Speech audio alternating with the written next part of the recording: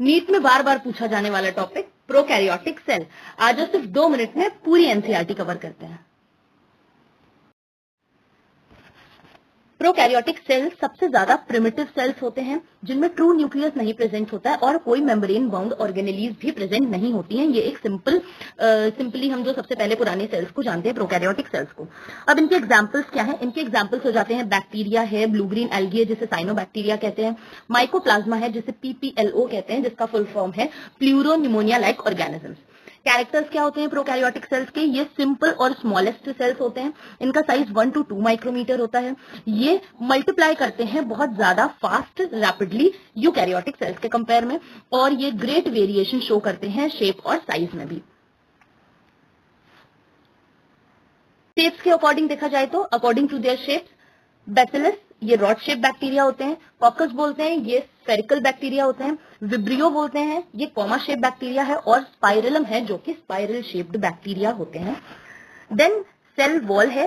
Cell wall जो होती है वो ऑलमोस्ट सारे प्रोकैरियोट्स में प्रेजेंट होती है, और ये सेल वॉल जो होती है वो सेल मेम्ब्रेन के प्लाज्मा मेम्ब्रेन के आउटसाइड प्रेजेंट होती है। डेफिनेट शेप होता है सेल वॉल की वजह से, और ये प्रोटेक्शन प्रोवाइड करती है बैक्टीरिया को या फिर प्रोकैरियोटिक सेल्स को। अब एक्सेप्शंस क्या है इसमें? एक्सेप्शंस है हमारे पास माइकोप्लाज्मा। एक्सेप्शन है हमारे पास माइकोप्लाज्मा। माइकोप्लाज्मा में कोई भी सेल वॉल नहीं होती है, ठीक है, और ये स्मॉलेस्ट लिविंग सेल्स भी होते हैं। फिर इसके बाद हम देखेंगे सेमी फ्लूइड मैट्रिक्स होता है इनके अंदर जिसे साइटोप्लाज्म कहते हैं। ये वेरिएबल साइट ऑफ रिएक्शंस है जहां पे बहुत सारी मेटाबॉलिक रिएक्शंस होती हैं, और इनमें राइबोसोम्स, डीएनए, इंक्लूजन बॉडी और अदर मटेरियल्स प्रेजेंट होते हैं। देन न्यूक्लियस आता है। न्यूक्लियस में ट्रू न्यूक्लियस एब्सेंट होता है इनके अंदर क्योंकि न्यूक्लियर मेम्ब्रेन नहीं है। जिस रीजन में इनका डीएनए प्रेजेंट होता है, जिस रीजन में, उस रीजन को हम न्यूक्लियोइड कहते हैं। इनमें न्यूक्लियर मेम्ब्रेन भी एब्सेंट होती है। जेनेटिक मटेरियल नेकेड पड़ा होता है साइटोप्लाज्म के अंदर, जो डीएनए है, सिंगल सर्कुलर डीएनए प्रेजेंट होता है। जेनेटिक मटेरियल के बारे में देखें तो सिंगल सर्कुलर डीएनए प्रेजेंट है। ये न्यूक्लियर मेम्ब्रेन में इनक्लोज नहीं है, और इस रीजन को हम क्या कहते हैं? न्यूक्लियोइड कहते हैं, जो अभी हमने पहले ऊपर देखा था। फिर उसके बाद आता है प्लाज्मिड। अब प्लाज्मिड में देखा जाए तो ये स्मॉलर सर्कुलर डीएनए होता है जो एक्स्ट्रा क्रोमोसोमल डीएनए है। प्लाज्मिड में नॉर्मल डीएनए तो प्रेजेंट ही है, उसके साथ ये एक एक्स्ट्रा क्रोमोसोमल डीएनए भी प्रेजेंट होता है जिसको हम एक्सेसरी डीएनए भी कह सकते हैं। फिर इसके काम क्या होते हैं प्लाज्मिड्स के? प्लाज्मिड्स का काम होता है यूनिक फिनोटाइपिक कैरेक्टर को रिप्रेजेंट करना। जैसे ये रेसिस्टेंस प्रोवाइड करता है एंटीबायोटिक्स के लिए, एंटीबायोटिक्स के अगेंस्ट बैक्टीरिया या प्रोकैरियोटिक सेल्स को रेसिस्टेंस प्रोवाइड करता है। ये जेनेटिक इंजीनियरिंग में यूज किया जाता है, हम 12th में पढ़ेंगे भी, 12th की क्लासेस में जो बायोटेक्नोलॉजी है वहां पे यूज होता है इसका। और हायर क्लासेस में जो प्लाज्मिड होते हैं बैक्टीरिया के, वो बैक्टीरियल ट्रांसफॉर्मेशन जो फॉरेन डीएनए के साथ करता है उसकी स्टडीज में भी काम आता है। जैसे अगर हम एक डायग्राम देखेंगे तो इस डायग्राम में क्या है हमारे पास? सबसे आउटर कवरिंग है जिसे हम बोलते हैं कैप्सूल।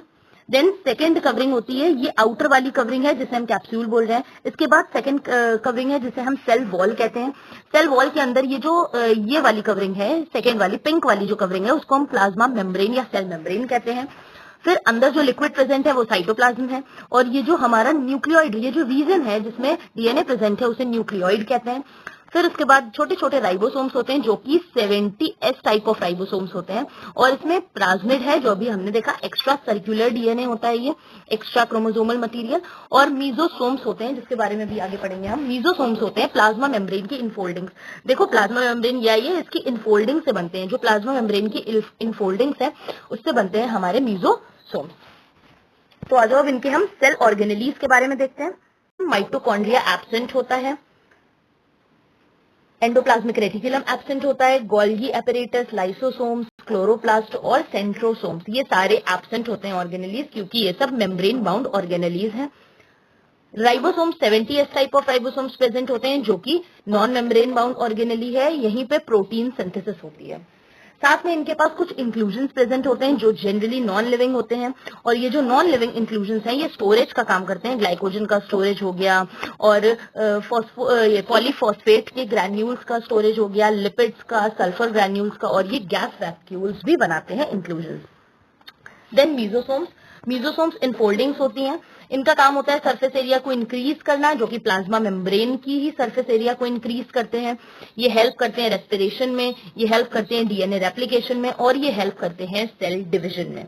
तो अगर हम इंपॉर्टेंट एनसीईआरटी के पॉइंट्स देखें तो एक ब्रीफ में इंपॉर्टेंट पॉइंट्स क्या क्या हैं। प्रोकैरियोटिक सेल सबसे ज्यादा प्रिमिटिव और सिंपलेस्ट है। इनका साइज 1 to 2 माइक्रोमीटर है। सेल वॉल प्रेजेंट होती है। माइकोप्लाज्मा एक्सेप्शन है, उसमें सेल वॉल नहीं प्रेजेंट होगी। साइटोप्लाज्म प्रेजेंट होता है। कोई ट्रू न्यूक्लियस नहीं होता, न्यूक्लियोइड होता है। नेकेड सर्कुलर डीएनए है। प्लाज्मिड प्रेजेंट है।